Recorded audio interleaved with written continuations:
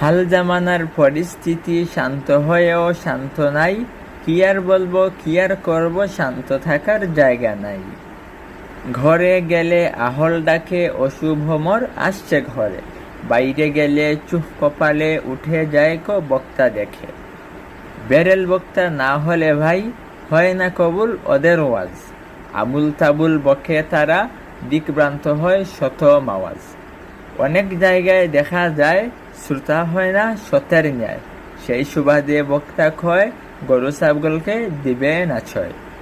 ওয়াজের নামে ভণ্ডামি, পূজায় গিয়ে রহমানি, এসব দেখে আমজনতা হয়েই যায় ডিমবাজি। তবে কি আজ যাচ্ছে মিলে রাসূলের সেই বাণী, যেই বাণীতে আছে লেখা আলিমের কাছে মিলিয়ে যাবে জালিমের রূপরেখা। এসব থেকে বিরত হই, খুদার প্রেমে তলিয়ে রই, রাসূল সুন্নত করি প্রচার, এ ভুবন যে আল্লাহ তাআলার।